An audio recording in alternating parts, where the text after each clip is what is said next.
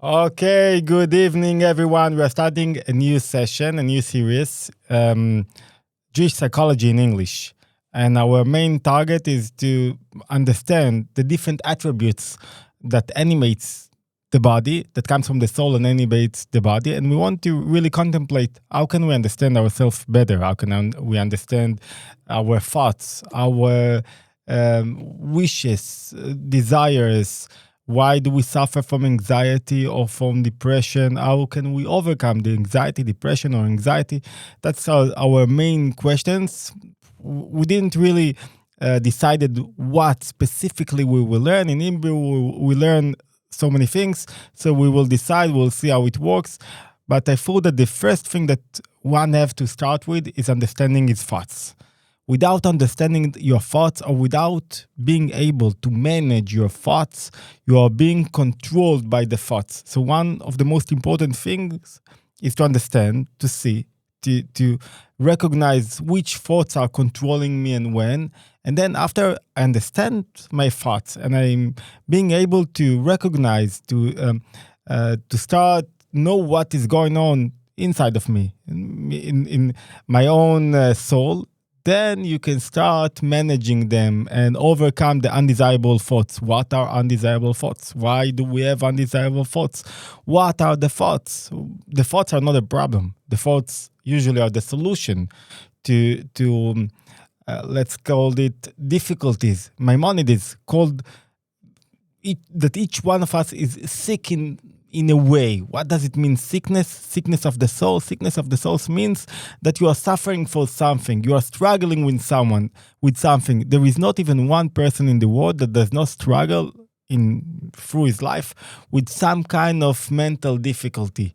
We have mental difficulties, and the mental difficulties are not like punishment or something bad that we did or neglected some kind of nutrition that we didn't give to the soul.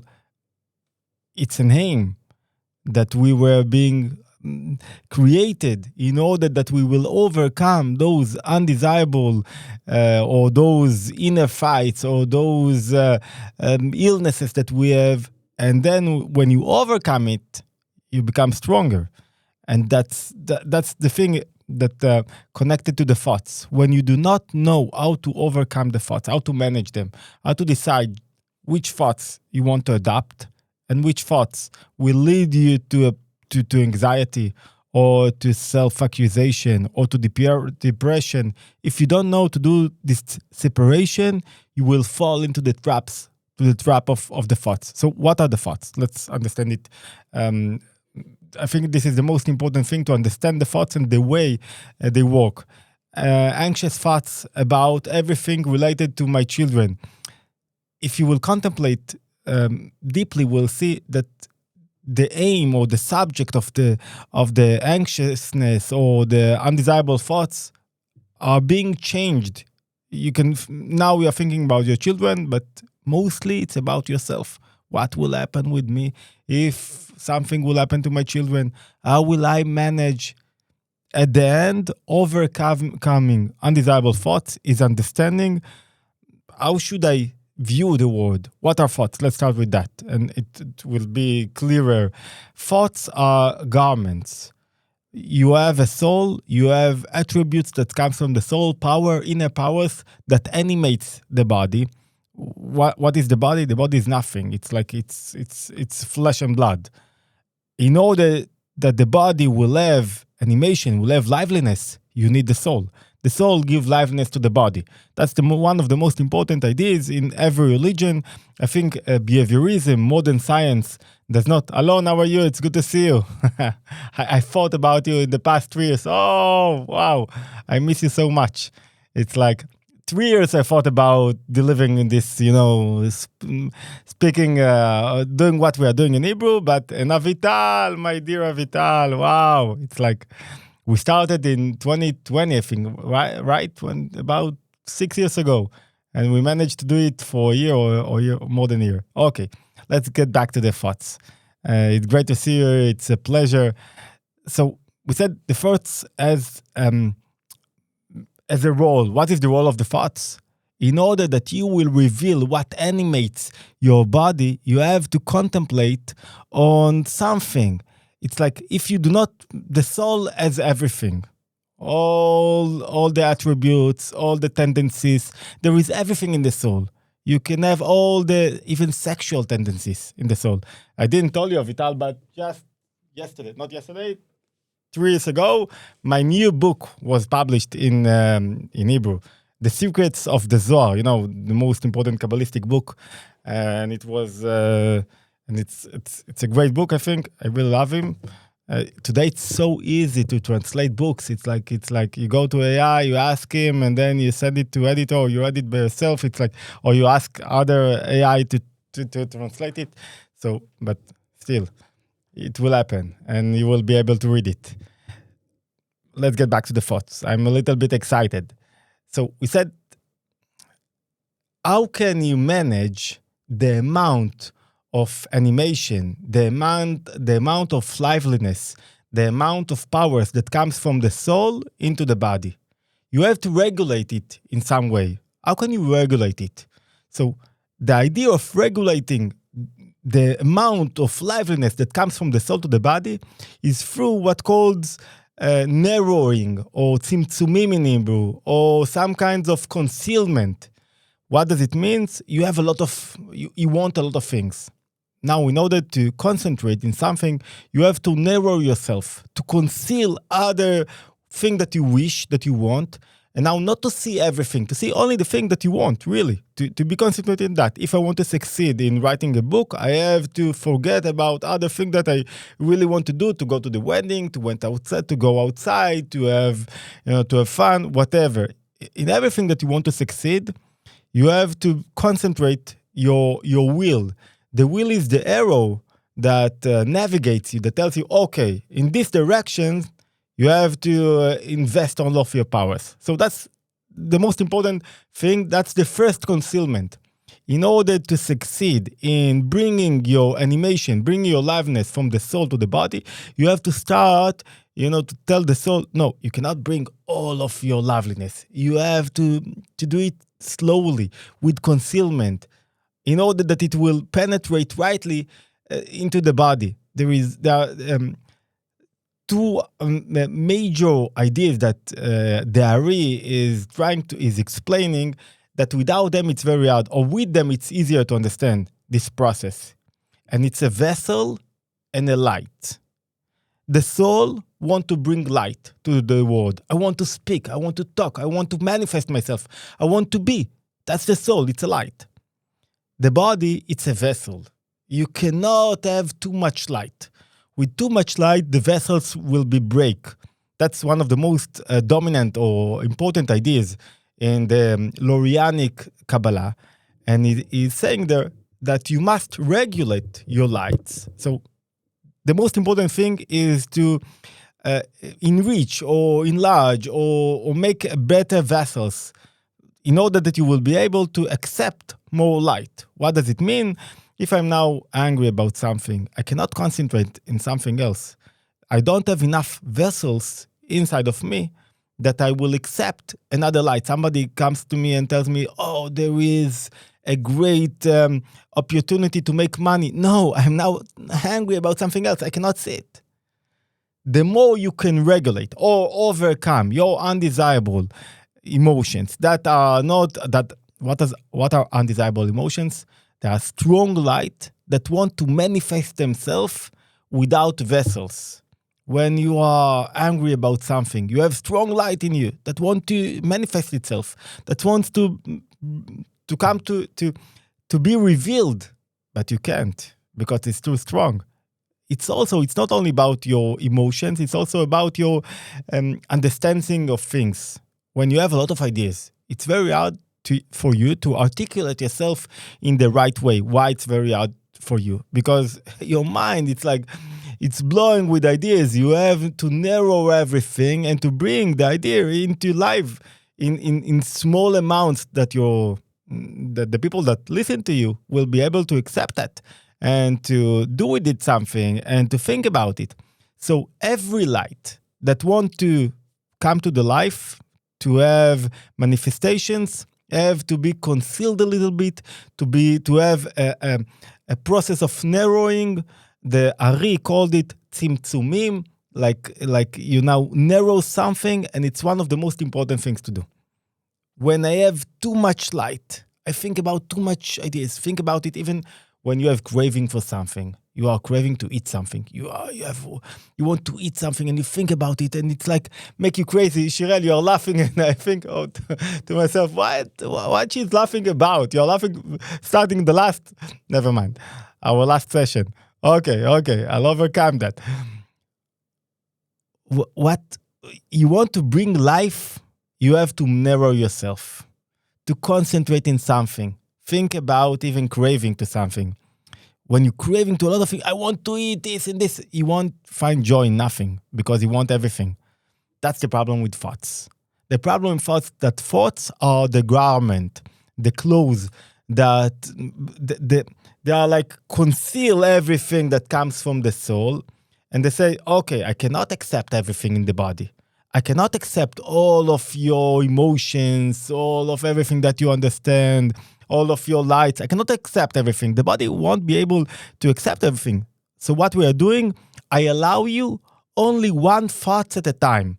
Only one thought at a time. That's the way I regulate all of your emotions, because I want to say to my wife, da, and I love you, and I'm angry. And no, one thought at a time. I cannot think about everything. But, thoughts are running. So they are changing. Why the thoughts are running? Because they are, through this process of running, they are being able to articulate, a lot of animations from the soul, a lot of attributes from the soul that wants to bring themselves into the world. They give him space. They give him opportunity. I think that we try to understand the thoughts in a very different way. The thoughts are a garment. They are allowing our emotions to reveal themselves to ourselves. How do I know that I love my wife? How do you know that you love your wife? How do you know that you love what you are doing? How do you know that? How do you know that? Meital, how do you know that you love your husband, your spouse? I know it through only one thing. I'm thinking about him. If I do not think about him, or speak about him, talk about him, it's not true that I really love him. Because when I don't think about something, that means that I don't have inner powers, inner attributes that wants to come to life, that wants to manifest themselves, that wants to be revealed. That's the idea. Okay, so if I have a lot of thoughts, that means I have a lot of lights in me, in the souls, that wants to manifest themselves. And now I have to go through a process of concealment in order to stop all those lights or minimize them, in order that my thoughts won't run so fast and I will have so many thoughts that try to control me. What do we mean? You can be 8 years old, and when you let your thoughts run everywhere, at the end, what will be the result? That you are letting your emotions to control you. Why? Because the emotions are now in a fight against my mind. Who will control the thoughts? And when I do not control my next thought, that means that I do not control what? I do not control my emotions. And when you do not navigate your thoughts and you do not decide what will be my next thought and what will be my present thought, then I'm being controlled by those huge lights that wants to bring themselves into life, into my existence, that they want to appear. So there is something very unique, and I think it's the opposite from modern psychology. Modern psychology says to you, okay, sometimes you have all kinds of emotions that are hidden, and if you will not let them appear, and if you won't speak about them, the result will be that they will attack you in another place. They will try to manifest themselves and to control you, and they will explode. And Jewish psychology says the opposite. It says, in you, there are a lot of everything you have in your soul. And if you will decide which thought to think in every moment, you will decide how to feel in every moment. Because you won't let undesirable or negative emotions. What are negative emotions? Negative emotions are those emotions that instead of connecting me, are doing the opposite. They're rejecting me from the other. When I'm in anger, I'm not connected. I'm disconnected because I want to annihilate the person that's in front of me. When I am now in depression, I'm not connected. I'm now thinking only about myself. I'm not I'm not accepting initiative. I'm not doing things. I'm not pushing me forward in order to succeed in things that I'm doing. So the more you are being controlled by your thoughts, it means that you let undesirable or negative emotions to control you. That means that you do not navigate yourself. That means that always you will have all kinds of thoughts that if I will let myself think about them, they will now get into they will now control me. And I tell them, no, now it's not the time. I decide which thought in every moment I agree to think, because when I decide, I'm making a vessel to the light. I decide which light I'm being able to accept. If now I cannot think about those things, now I'm like closing the vessel and I'm saying no more light. It's like, let's think about if you now want to think about the soldiers that sacrifice themselves in the war. You start thinking, we don't have any more kidnaps. But if you think about them, you think what they went through. You think about someone that passed away. You think about your relationship with him. It's very hard to live like that. And the more you think about it, you think about yourself. Undesirable thoughts are the results of undesirable emotions. And in the back of them, there is a lot of me. What with me? What happened to me? Our sage says that when you come to a funeral, sometimes you cry, not about the person that passed away. You cry about yourself. What if it will happen to one of my children? It's very hard. Then you are crying. You start thinking about that. So when you control your thoughts, you have like this key to your inner vessels that they decide which emotions, which lights you accept and which lights are too much for you. The more I think about thoughts like that, I won't be able to concentrate. If I think about, okay, how is my English?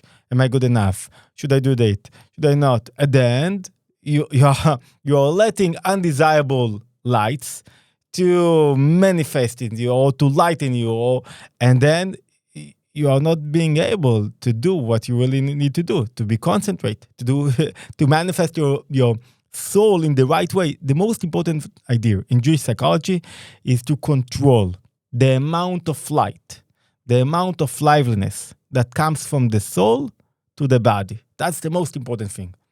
Why? Because when you have too much light, it brings you into too much light, too much liveliness. It's like driving a car and the car has too much fuel and too much gas. You're pushing too much gas. It's like the car cannot drive like that. It's like you are in stress. It's very hard for you. It's too much light.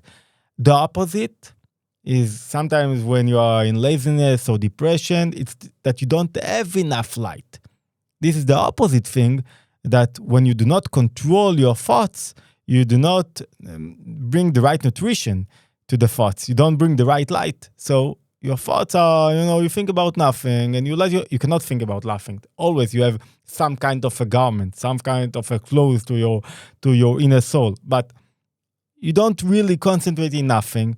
So you don't bring enough liveliness to yourself. So the thoughts has no content by their own. They have no content. They are just a garment. You decide how to dress yourself.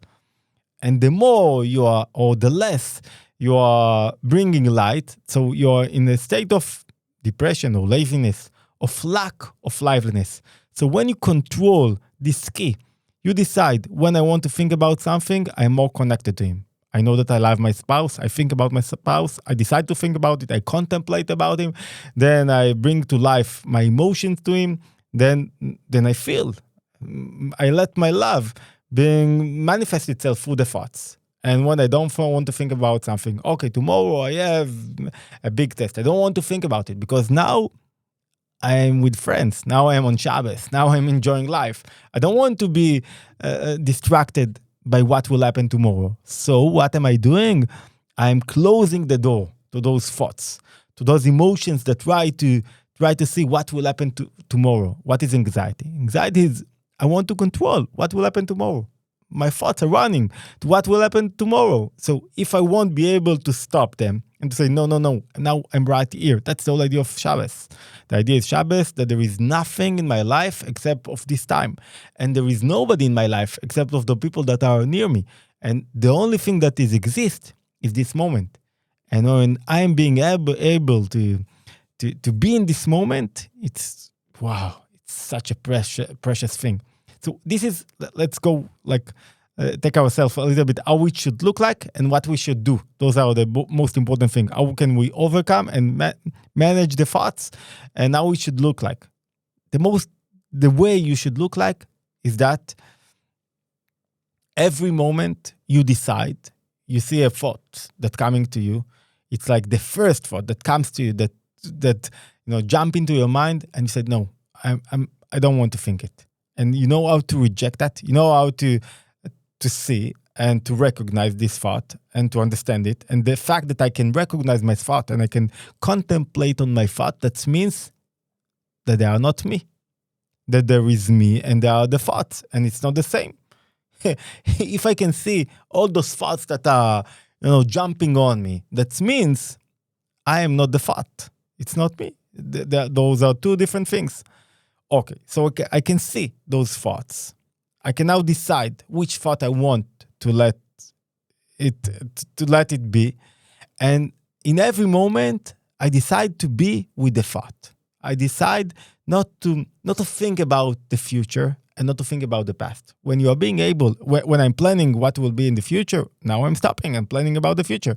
When you can do that, it's a kind of, we spoke in the last lesson that we did about being connected to the Almighty, being connecting to something that is huger than you, to an endless light, the light of the Creator. And we spoke that the light of the Creator is everywhere. Everywhere that you want to be connected to something that is not finite, to infinite light, it's like you feel it everywhere. It's something very strong in you. So be a part of being connected to the infinite light of the world. It's like big words, but what does this mean? It means that I'm being able to see, to be in this moment and to feel this moment. What is existence or living in the moment or being present? Being present, it's not being freeze. I'm not freezing in the moment. This is not being present. Being present is that in every moment you feel, it's like reading. If you are not in motion, if you're not running, you cannot really read. Like, in order to read, you have to go through the letters. They are connected one each other, and through the reading, through connecting the letters, you have meaning. So then you read, and what is the result? It's like you are being connected to something that is being revealed in this moment, to an infinite light. It's like being in the present. You feel that there is nothing, no future, no past, no self-accusation, how I was, why it happened, what I lost. You are living in the present because you feel that now there is something so strong, such a pleasure. That's why in Shabbos, the most important thing is pleasure. You are being in the present and you feel like, wow, this is the right time for me. And you don't think about the future because what is infinite light? There is no future yet. Only thing that there is this moment. So let's close a little bit things that we started speaking about. We said, the most important thing, the way you should live life is that you being able to recognize the thoughts that want to run to the future or to the past. And you tell them, no. I want to be here in the present. And I decide which present I want to be in. I decide which thoughts I am adopting. You can see only the cons in everything that you are looking, and you see the pros. You decide in every moment. In every moment, you decide what to see, what to think about. The way I think, it's my own decisions. I can choose in my thoughts. That's the best place that I can choose in. My thoughts. Okay. After we understand, and it's very hard because someone in anxiety that suffer from anxiety, it does not want to be in the present. He wants to be where? In the future, in what will be. You want to think about what will be. You tell him, okay, today we are together, we are enjoying life. I don't know, tomorrow the children will get married, they will overcome, things will happen. But now we have the now. We are sitting now, everything is great. Why do you want to think about what will happen? That's anxiety. It's like, I told you, okay, I told it in Hebrew, so I can tell it again. I sat with Anat, my wife, and we said I have 3 children. One is 30, he didn't get married yet. One is 23, he didn't get married yet, even though we are starting, to find to him a bride. And I have an 18 and a half years old daughter. She started התבוננות לילדים, Jewish psychology for children, something unbelievable, and she didn't get married. And we're sitting on Shabbos, and we're enjoying Shabbos meal, and everything is great. And the neighbor came in with a son, a 2 years old kid that's walking like a duck, like very sweet, very sweet. He goes like that, and he's like cute, and my wife looks at him and says, "Oh, I wish I will have grandchildren. I wish that my son will bring me a grandchild or something like that." What's the problem? It's very natural. It's very natural. It's a great thing. But what is the problem? The problem that instead of being here with our children in Shabbos and enjoying this moment, she thinks about the absent, what we are lack of, what we want, where we want ourselves to be. It's like instead of being, she thought about the future. And then she did like, in Shabbos you call it halal, like it's in hole, that is something that is absence of. We are lacking of something. And that's really the result. What is the result? That you are sitting in Shabbos with your children and you feel something is wrong. They are not good enough. They didn't get married. There is some kind of problem with them. Instead of being, your thoughts are running to what it should be. And this is in all. This is lechalel Shabbat. This is a problem with Shabbos. I wish Sham will do a program in English. Oh, she have to work on it. I hope so. But she have to work on it. She has to. It takes time. Okay. So we understand how we should think, how we should be. What is the picture of a person that knows how to build vessels to his inner lights? If he won't do that, his thoughts will be controlled by his emotions. His vessels will be controlled by his inner lights, whereby the soul won't manifest itself, as we said. Okay, what you can do? 4 very simple steps, and it's very easy to understand them, but it's so hard to implement them. Why? Because in order to implement them, you have to practice, and practice a lot. And, contemplate, and see them, and understand the thoughts that are running, and do it with yourself, and start slowly. Don't start when now the thoughts are, controlling you from all over, and you are being, you feel that they are eating you like truck, and you feel that you have no place. When you are in this position, it's very hard now to navigate the emotions. Now, sometimes you feel that you must take a medicine or whatever, or smoke, or to run away, run for your life. But the whole idea, like preventing medicine, preventing health, in order to, from the beginning, when the thoughts are very small, the one that want to control you are very small. What are those that want to control you? Those are the manifestation of emotions that want to take you from the present to the past or to the future. It's very simple. So the first thing is to recognize them, to see them.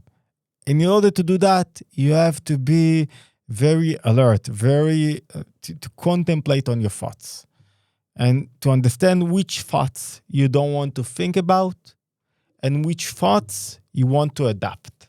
That's a major thing, very important thing. I don't want to think about what will happen with me tomorrow, then I know those thoughts. Or I don't want, let's think about undesirable or cakes. If you don't want to find yourself eating cake at night, don't think about cakes. So now it's very hard for me not to think about cake. But I know if I think about, if I see movies or TV shows that speaks about how to do cakes, whatever, then I contemplate on that. When I contemplated that, I have desire for that. So I don't want to see all kinds of, I don't want to be abstracted or very angry about what is going on in Israel. Don't see news 5 times a day, 60 times a day. Decide how much time or what you are contemplating on. Then you don't want to see your neighbor to be angry about your neighbor. Don't contemplate on things that will make you angry. So the first thing, I want to decide what I don't want to feel and to extract out of that what I don't want to, if you have questions, feel comfortable, what I don't need to think in order not to feel them. If you don't want anxiety, what you should not think about, it's very easy. The future, what will happen? To release control. I don't control nothing. I do whatever I can, but I don't control it. We need to exchange the thoughts to what we want to think about. Okay, that's the next stage. First step is to understand what I don't want to think about and to see, to recognize, to be able to identify it. Second step, the Alter Rebbe says that it's such a strong step, be happy. When you have all kinds of thoughts that push you into depression or anxiety or whatever, and just seize them, the beginning of sadness. I remember those days. Sometimes you wake up in the morning and you feel a bit of sadness, like bitterness that starts to control you. You feel this bitterness. You know what I'm speaking about? And this small, and you see that. So the Alter Rebbe is saying something very strong. You see those thoughts, they manifest the bitterness. What is bitterness? How do you know it's bitterness? Because you start thinking about, I didn't get, and my wife and my work, and I didn't earn enough. Doesn't matter. And then he says, okay, contemplate on them, and now be happy when you see them. Why happy? It's strange. Why happy? I'm full of bitterness.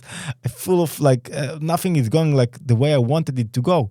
So how can I be happy?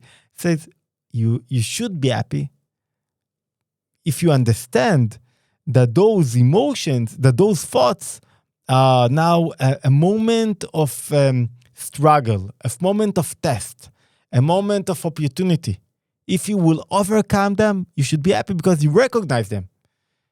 If you are being able to control this moment, to overcome, see, it's like an opportunity. It's like when you are a warrior, when I was a warrior in the army, I wanted to go into Lebanon or to Gaza. I wanted, because a warrior wants a war, because he has been trained for that. So we want this thing. But my mother really didn't want. So if you are a warrior in this life, you want the challenge, because when you see the challenge, you will get out of it stronger. And it's a very hard understanding. It's connected to the way the Alter Rebbe sees our life mission. Our life mission is not to make more money or to make more children. Or it's when a person overcomes this moment of undesirable thoughts that try to control them because they let undesirable emotions or negative emotions to control him. When he overcomes this one moment, that's when he fulfills his life mission. That's why you have to be happy. It's like, I brought to you, I don't know if you have any more power for that, but I brought from you a verse from Likutei Moharan, from Rabbi Nachman. He's saying something like that. He's saying, it's like those kings that now have all kinds of, they have a day off. The analogies to king who at times for special occasions will entertain themselves by allowing creatures to battle one another. It's like there is a battle and those kings are enjoying the battle, and the kings are the inner power that you have in you. And now the battle is on your thoughts. Who will control your thoughts? And God, the creator, is being in such a pleasure when you win this fight. It's all about enjoying this moment that I overcome. So it goes like that. When I see a thought that comes to me, oh, you're not good enough. Oh, what will happen? Oh, you're not fulfilling your potential. Oh, I'm seeing it and I start dancing and saying, wow, an opportunity to overcome a negative, a false thought that wants to bring me. I'm doing that. It's like, wow. I thought to myself, oh, it's nothing will succeed. I won't make it. I won't be there. That's I think the most important thing. So this is the second step. Remember, the first step is to recognize, to identify it. Second step is to be happy about it. Third step is to decide what I'm not allowing myself to think about. And the Alter Rebbe is saying in chapters 27, 26, no is no, not is not. When you decide not to think about something, it's not like maybe you have a desire to think about anxiety because I want to think what will happen with me. There is something very, it's very hard to articulate it, but there is a kind of pleasure to think about what will happen with me and why people do not think about me. What's the pleasure in depression? There is kind of pleasure. It's very hard to say that because when a person in depression will want to kill you, but there is a kind of pleasure. What is the pleasure in depression or anxiety or whatever? What is the small amount, very delight pleasure? What is the delight pleasure in it? The delight pleasure is, what about me? What will happen with me? It's me in the center. There is kind of pleasure speaking about me. It's all about me. And you have to overcome it. I don't want, when you are in depression, you don't want to speak about anything else except of yourself. You speak with someone and he cannot see nothing else. He cannot get out of himself. And it's very hard for him. So when you decide what not to think about, because you know, this is a very hard thing. You said to someone that is suffering from financial problems. Okay, in order to overcome it, you have to stop thinking about it and open yourself to other opportunities. And in that way, you will feel, you will see, you will be connected to other opportunities. But it's very hard for him. Why it's very hard for him?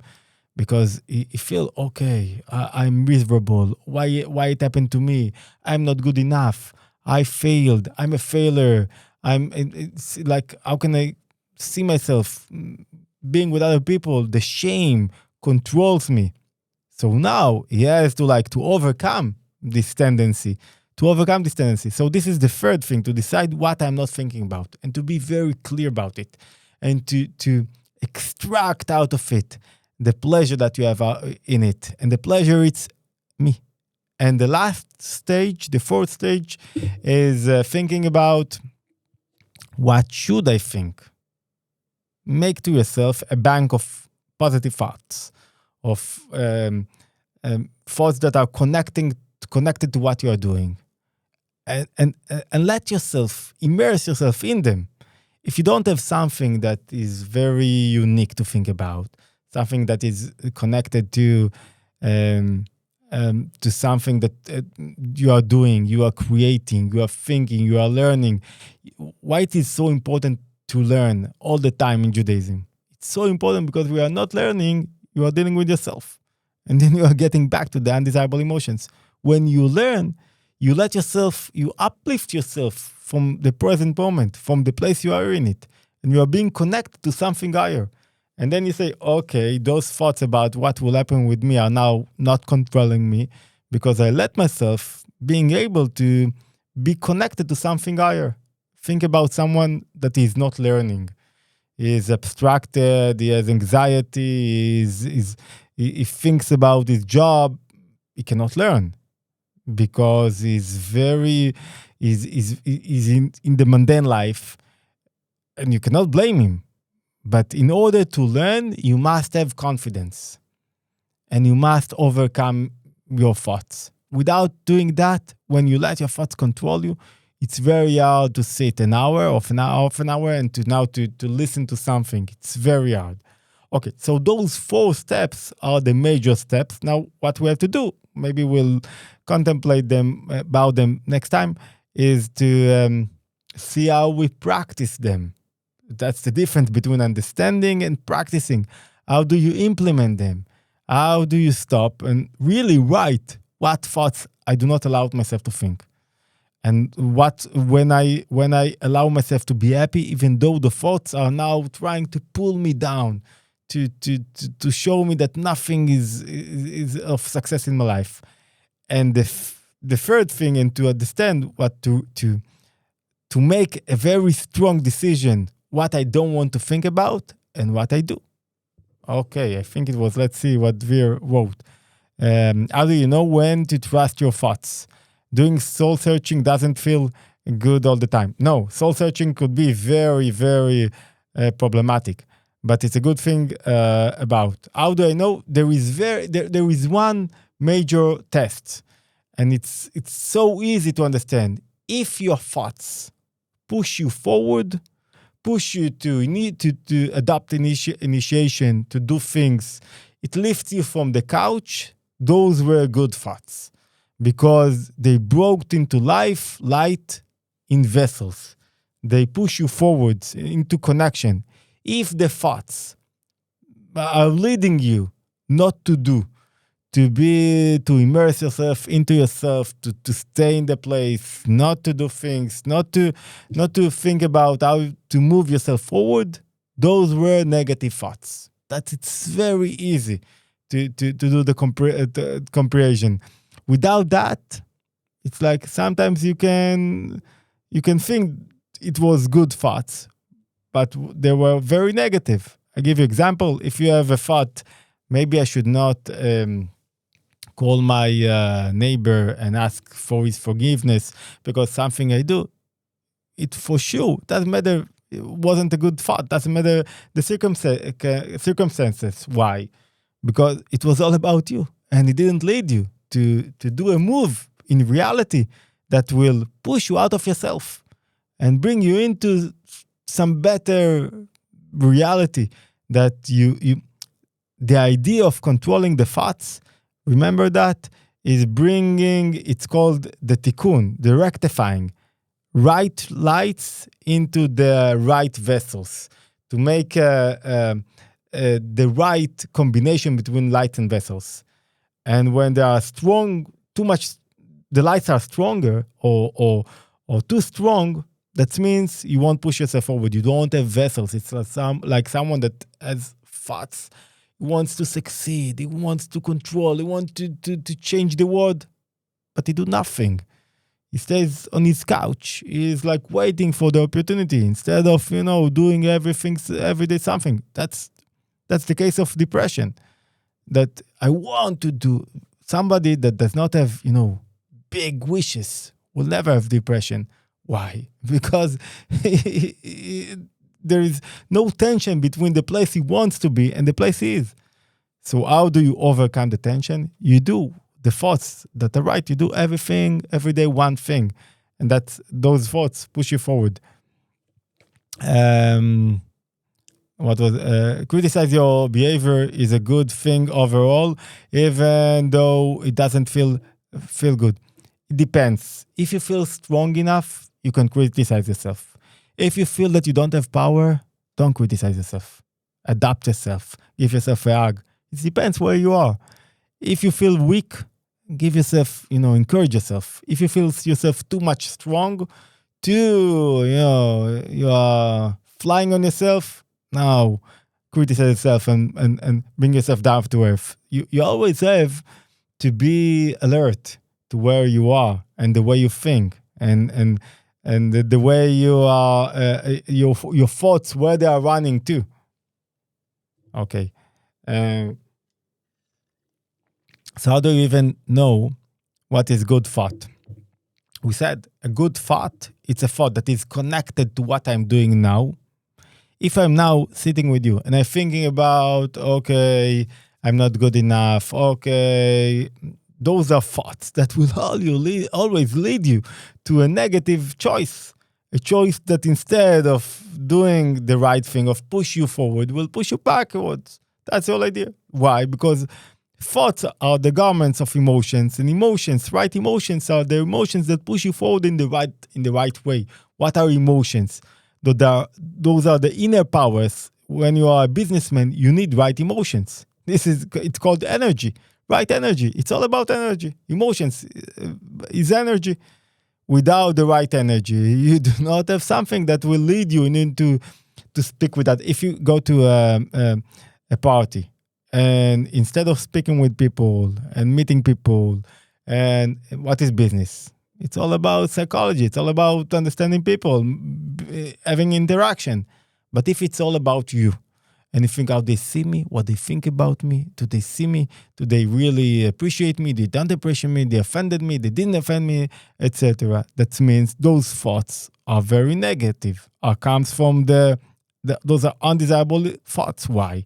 Because they lead you, instead of being connected, to being disconnected. Instead of feeling, very released and very in the party, and feel yourself connected to other people and want to see other people. And the only way that you can see that, instead of thinking about yourself, thinking about the other people and asking them what they are going through. And through that, you are letting yourself lose control.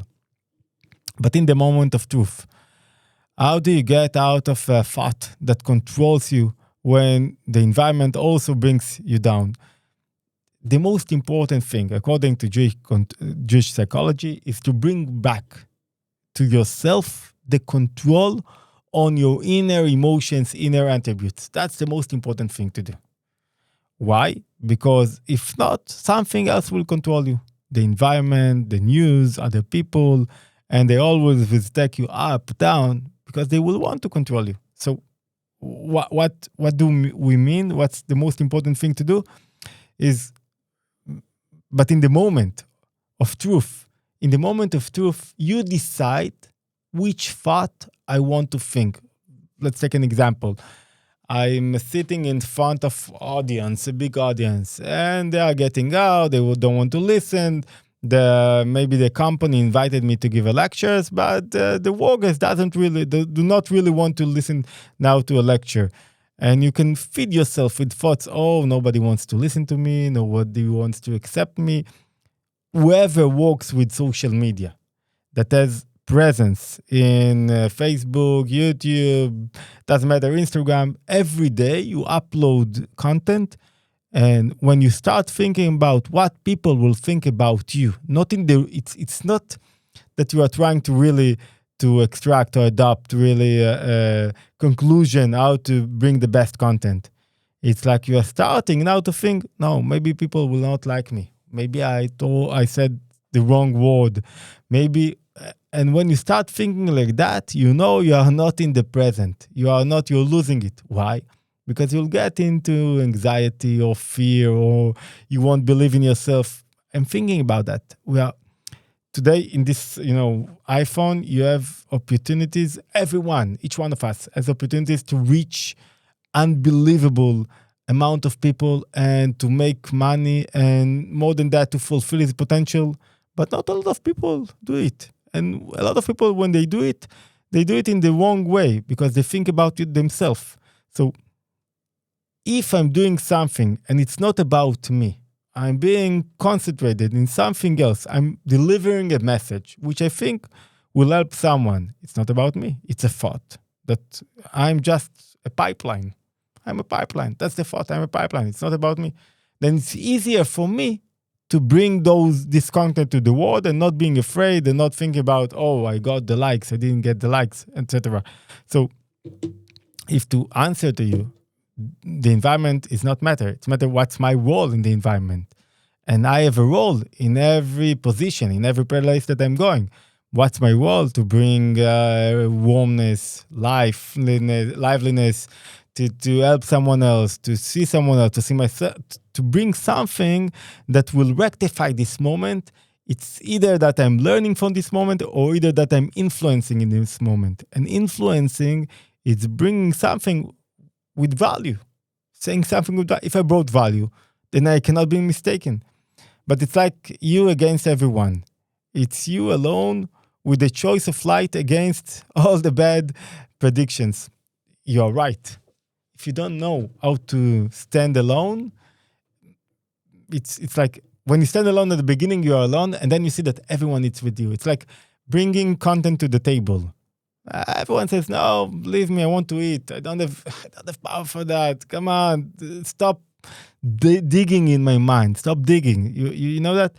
And then when you bring the content, I remember that at the beginning when I started to give lectures or to speak, I wanted to bring content to my family, to my friends. And they said, stop digging. It's like, come on, what do you want from us? All this Jewish stuff. Today, they pay me and a lot in order that I will give those talks. Why? What changes? Because it's not about you. When you think it's about you and you are being embarrassed, think about someone that is asking for money and is knocking on doors. When he's thinking about himself, oh, it's so hard. But when he thinks, okay, I have a life mission. I want to do something. It's not about me. I'm just a pipeline. I'm just a waitress. It's not about me. It's easier for him. That's when those thoughts are. You should ask yourself: the thoughts reveal what? They reveal it's all about you, or they reveal some kind of truth that it's very important in the world, that has value, and this value is very important to you and for other people. And the more you think like that, and the less thinking about what they think about me, should I succeed or not, that's when you know how to decide which thoughts are right for you and wrong for you. And it's very easy. The only thing that it's hard is to follow this decision, to know those thoughts are not healthy for me. I know when I go to give lecture, doesn't matter where, before when I'm doing social media or going in front of audience, I think to myself that the audience really likes my content. Doesn't matter, even if they will write bad things. Why? Because that way I bring my thoughts I think about how to connect to them and not how to start to be in a place that I'm, being attacked, and I start to push them backward. Okay, I think we touched a few ideas of how are you. It's hard at 11 o'clock p.m. We should do that next week again. What do you say? Alone. I remember you told me about 6 years ago about the beard. I remember that. Okay, how are you?